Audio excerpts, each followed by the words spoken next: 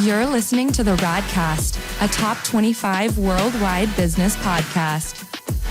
If it's radical, we cover it. Here's your host, Ryan Alford. What's up, guys? Welcome to the latest edition of the Radcast. It's Friday, March 1st, 2024. Our weekly business and marketing news. We're taking the BS out of business, baby. What's up, Chris Hansen? What's up, my man? How are you today? You know, I'm just ready to drop the BS out of everything. No more BS in life. Dropping the BS. We don't want that. Get it out of here. Yes. Everything is fantastic. You know, geared up for spring. We're ready. February, we get... New month. Yeah, ready for February to be gone. Ready for March. Turn the quarter. You know, February's kind of... We get 4 seasons in 1 month in February in South Carolina. Like, you'll get an 80-degree day, 65-degree day, a 40-degree day, and a 20-degree day. It's like all over the map. Got that bipolar weather. Bipolar weather. So it's all good. How are you doing in the vacay lounge there in Miami? We are sunny and beautiful. This is my favorite time of year in Miami. Yeah. So yeah, must be nice. Old sunny come Miami. on down. Always got a place for you down here in the lounge, brother. Oh yeah, I want to cuddle up with Storm. You know. Yeah, man. Exactly. Exactly. How's the been a good week? Great week. Love that it's Friday. Love that we're going into March. Some spring. My birthday coming up, so I'm ready for it. Yeah. I've been thinking about some of the content for, you know, our show will be changing to right about now. We're going to do some segments.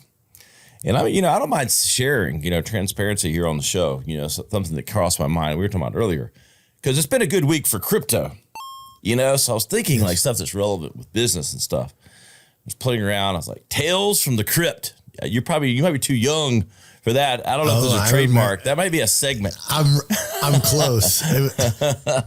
Yes. It was, yeah. If there's not a trademark on that, I think we might have to have like a 5 to 10 minute segment that's like Tales from the Crypt, and we'll have like a crypto specialist on, Yeah.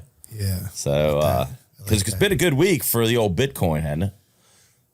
Bitcoin breaking 60,000. It's been, the crypto bros are out and loud screaming from the rooftops. I told you so. I told you so. We'd come back. What do they think's channeling all that? Do they say what's making it take the rise again? From my conversations, because I'm no specialist, but it was that now with JP Morgan and these big institutions offering Bitcoin and the ETFs and that being approved.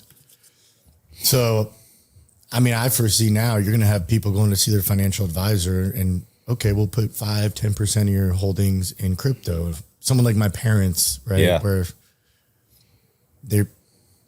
it wasn't easily accessible to the general population prior to now, perhaps for your not tech savvy people. Yeah, because I mean, I own some and I have the apps and stuff, and it's like it's not easy. Like I'm trying to get even like some of my friends my age that are somewhat on the digital age, like they just never figure it out. Like you sign up for this app, you got to link this account, do this. It's like 17 the gymnastics of digital.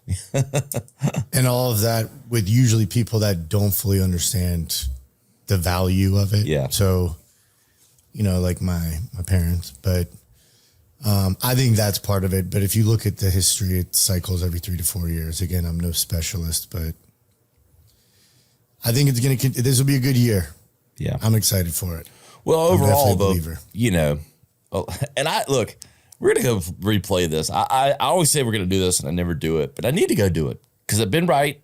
I was right about freaking the whole metaverse. I said that was a whole bullshit scam. It's a game. It's the only thing that's going to matter. Way before it, everybody thought it was going to be a big deal. It was like freaking out. Every company, what are we going to do for the metaverse? I'm like, if you want to be smart, you won't do anything. I said this exact time last year that the negative news with the economy taking a shit was fake news and not going to happen, and it didn't. And I'm not saying look, we got propped up by all the money that hit the market from COVID and all that stuff. But the reality is, even with that gone, the economy's still rocking. And so everybody said, oh, recession.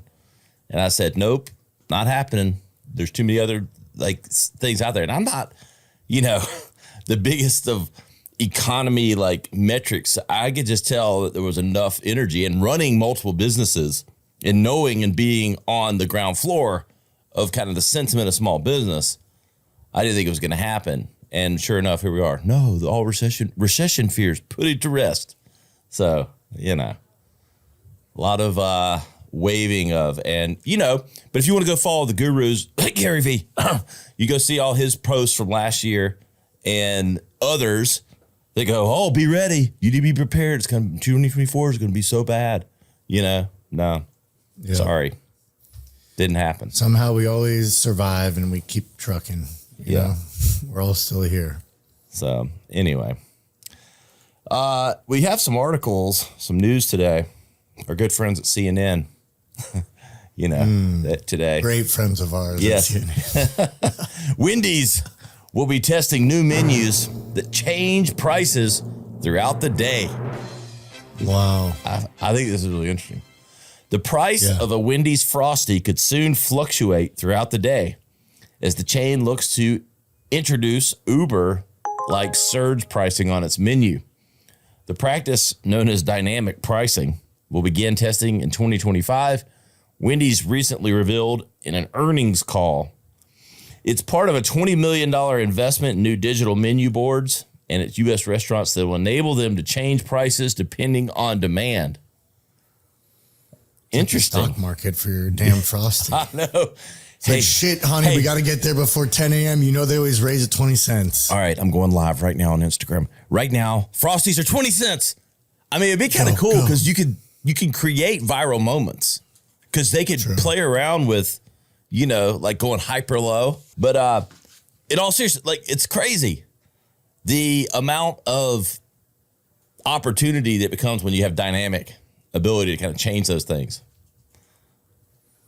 Well, and I'm sure you can add a lot to your bottom line. You add 5 cents here. I'm interested to see how big of the volatility of the price is. Are we talking a $1 bump, $3 bump?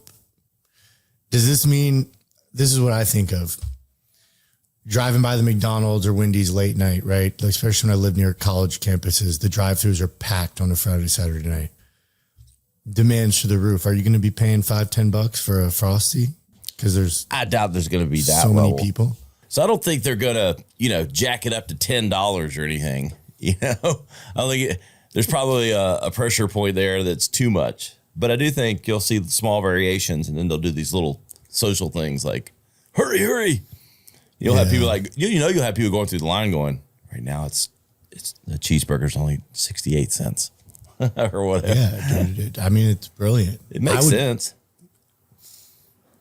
I mean, if someone right now was like, hey, $1 burger and Frosty at Wendy's, I'd be like, that's catch my interest.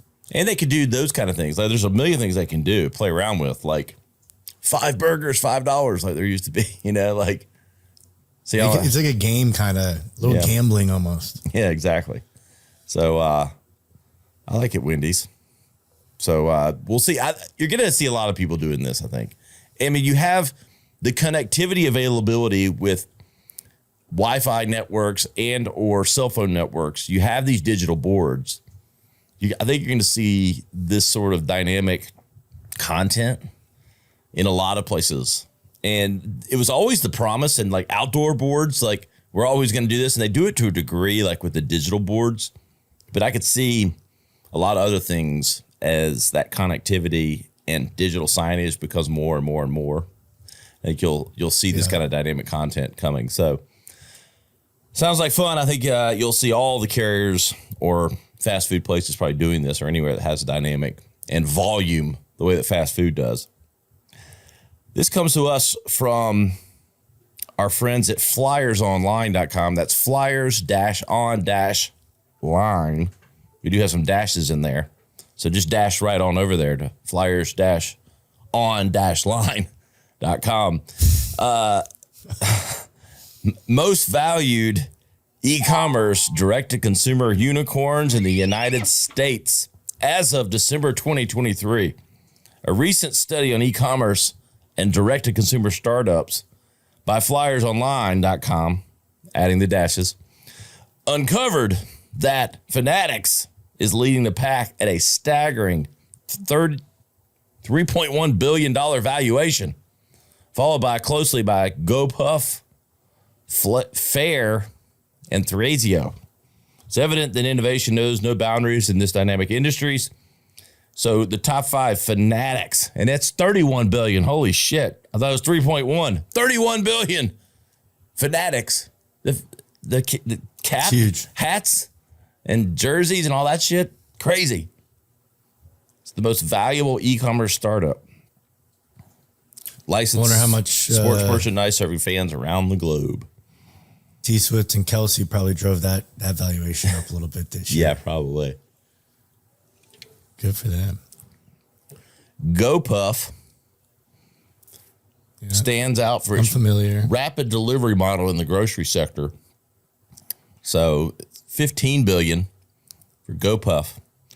Fair, $12.59 billion. It's a wholesale marketplace connecting retailers with thousands of small brands and artisan producers. Thrasio, innovative approach to acquiring and scaling Amazon businesses, has earned its valuation of $10 billion. And Skims rounds out the top 5. $5 billion valuation, powerhouse in the body-inclusive shapewear and apparel market. So all these are direct-to-consumer brands in the billions. The top 5, according to research from flyers-on-line.com. I mean, it makes you want to go in the direct-to-consumer market, but at the same time, we live there on a few different things. It's not easy. It's a combination of things, and right product, right place, right marketing. It's branding. It's a combination of affiliates and it's a ton of things. And so, and even something like Fanatics is like the world's changed, right? I look at them like lids. Yep. Of the mall, or those type of stores where people don't go to malls anymore. Just think right time, right place, ahead of the curve. Yeah. Even GoPuff, they were just niche. I mean, it was Uber Eats, but for really like weed smokers was what they were targeting. Yeah. So I guess that shows the power of the niche too. Even Skims, it's a niche for like kind of body shaping wear for women. Exactly. From my understanding. Yeah. It is. What was the brand in like the 90s that did that? Spanx? Well, yeah, Spanx. They're still around. They're still $1 billion brand too. And, it's going to be interesting because all of the bigger brands are doing D2C now. Nike and others that are both sold in stores, have third-party resellers, have all kinds of layers versus the D2C. And because the ad costs got so high and the targeting has gotten worse because of privacy and other things with Facebook and others. I mean, you can still make decent ROI, but this is not what it was 5 or 10 years ago where you could, run Facebook ads and get like 20x your ad spend, on sales. Right. Those days are over. You can get 3 to 4x your ad spend. That's considered above average. And so the D2C model requires a lot of, it just used to be, okay, throw up a store, you have a good product, you run some Facebook, Instagram, Google pay-per-click, hey, you're rocking and rolling. But now it's not quite that easy and you don't make the profit level, so you got to do all the other stuff, influencers, affiliates, branding, and, you got to play the game. There's no more shortcutting what it was. So you have to play so many levels now. And so the problem or the opportunity, it's still an opportunity, but it's like the challenge, Chris, is things like, okay, if it's you and a buddy starting up a company and you both have a couple of different skill sets, you used to could just start it up, get it running and okay, run some ads, maybe pay one person, and start moving this thing. But now you have to be good at like 20 things and or hire people that are 20 things. So I think it's just, you're going to see fewer of the overnight successes in D2C, but you'll still see the ones that are highly organized, that might take on some cash or do something with investors, if they've got the right product and stuff. But it's not the easy climb that it used to be. But Fanatics is ahead of the game. 31 big ones, 31 billion. And if you want to learn from me directly, join my newsletter, ryanalford.com/newsletter. Sign up. I give daily advice on marketing, personal branding, podcasting, life. Give that a shout. Join that. It's free. It's daily. Just like this show, give away our best advice. I thought this was interesting. As an energy drink connoisseur, Rockstar Energy pushes scientific claim with campaign and brand refresh. Comes to us from Marketing Dive, marketingdive.com. Rockstar Energy Drink launched a campaign, "You Can Own Any Moment," that is backed by a new science-based claim about the brand's ability to deliver sustained energy. Per a new press release, the brand tested its proprietary formulas to measure caffeine metabolism and evaluate physical and mental energy levels over a 12-hour period, finding that its formulas with at least 160 milligrams of caffeine delivered steady energy for up to 5 hours. Hey, that sounds familiar. 5-hour energy, baby. They were careful not to say it that way. That's the magic number right there, apparently. It must be. So, you're going to see new... Are you a Rockstar guy? I'm an equal opportunity energy drink person. So, depending on the... Which I kind of love that. You have a different one literally every day in your hands. So I'll go in to a store, convenience store, gas station, whatever it might be. And, I give a glance over because there's always new flavors, different things going on. So I'm scanning, looking for it. And I'll occasionally hit Rockstar because but the places I go, doesn't have the most flavors. They'll have 2 or 3. A couple of them I don't really care about. There's a couple flavors I like of theirs. And, if they come out with a new flavor with this campaign, I'm equal opportunity here, democratizing energy drink choices. So, you can own any moment is the campaign. I mean, I like that better than you got this. Adidas. Adidas's new look. Yeah. You got this. Yeah. Yeah. I don't know. You can own any moment. It's okay. I like it better. And yeah. Even the science-backed claim, I don't see anyone else doing that in the energy drink space. They might need to put in parentheses, "You can own any moment for 5 hours." Yes. Yeah, that would be good. You have 5 hours to own any moment. So we'll see. I don't know if people are going to buy it for the claim or not, like the proprietary, all that stuff. We should do. Can't convince me. I'll do a test with it.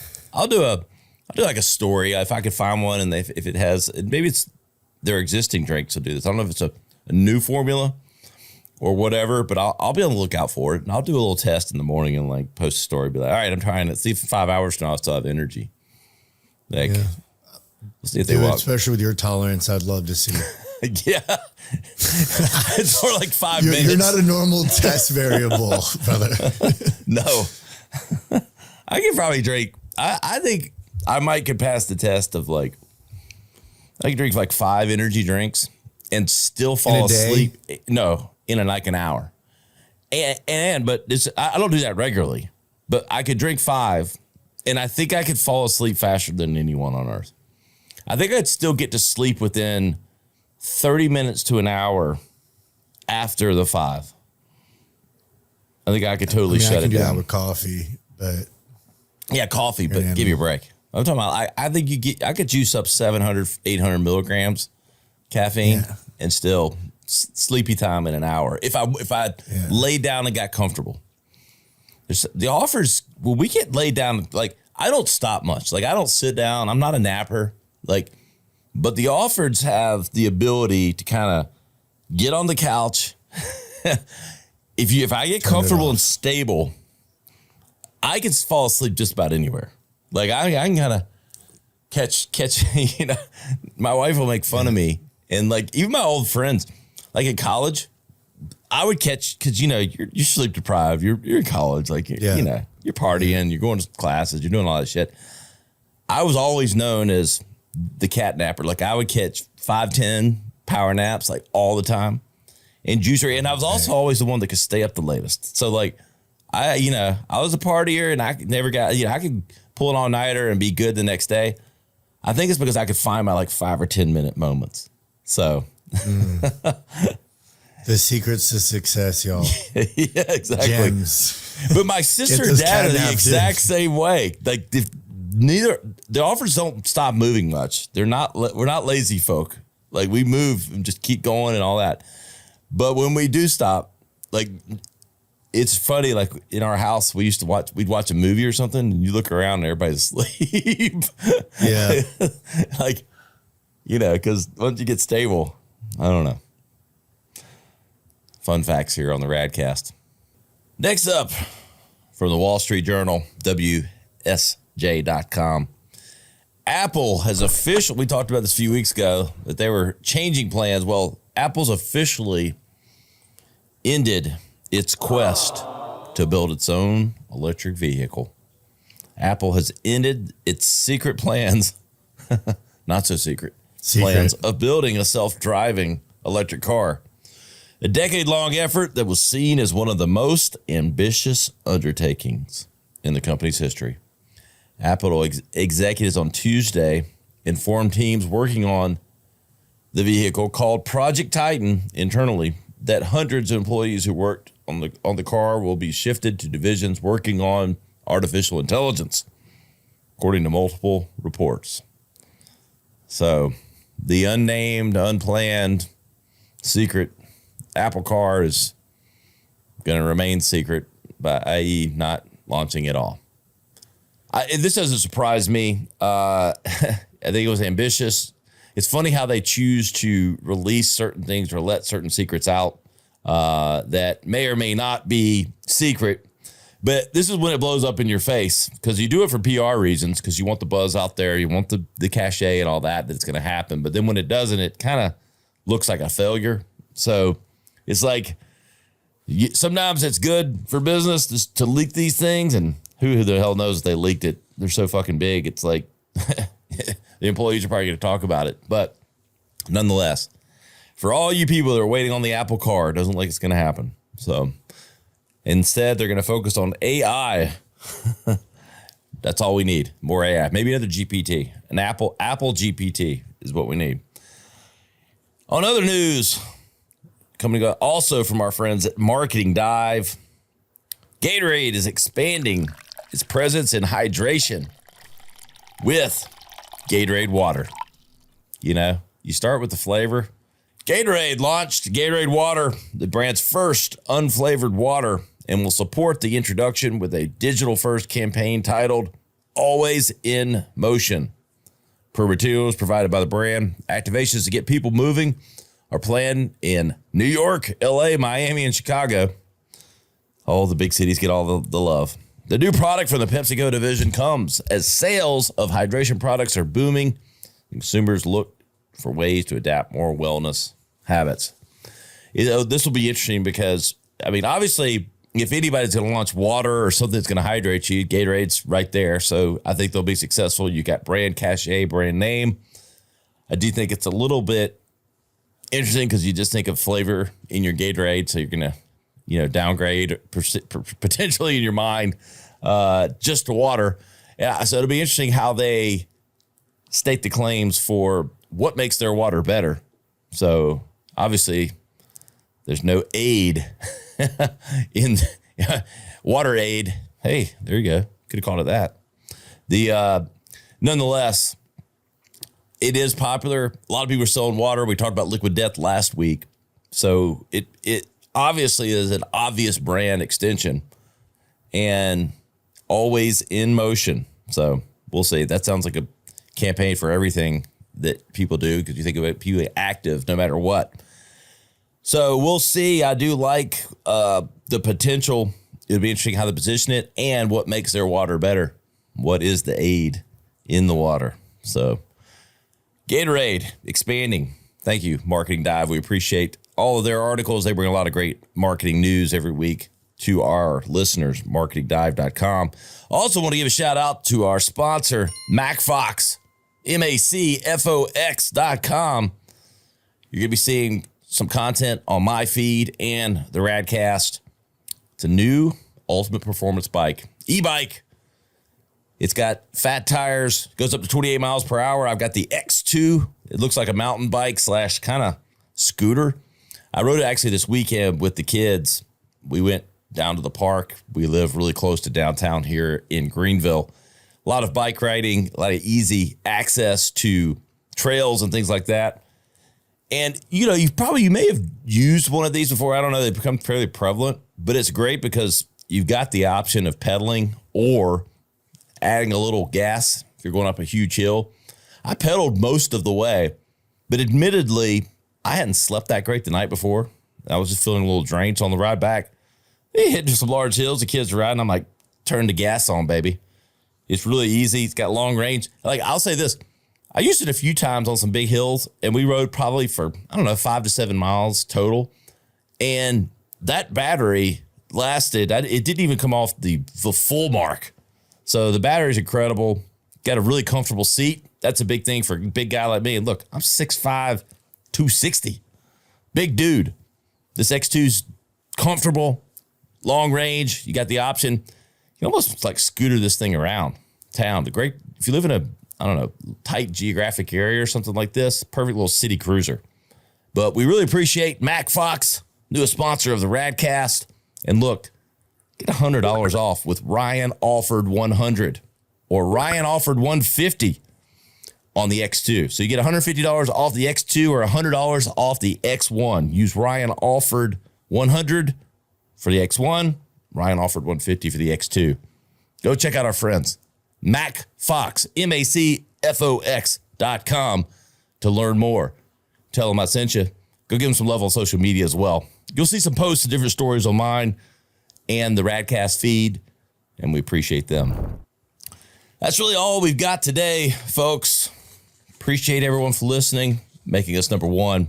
Find us at theradcast.com. You can find me at social media at Ryan Alford. You can find Chris Broby Hansen. Give him some love. A few technical difficulties with Chris's feed, but you know what? Show business has got to go on. And we appreciate you. We'll see you next time on the Radcast. To listen or watch full episodes, visit us on the web at theradcast.com or follow us on social media at our Instagram account, the.rad.cast, or at Ryan Alford. Stay radical.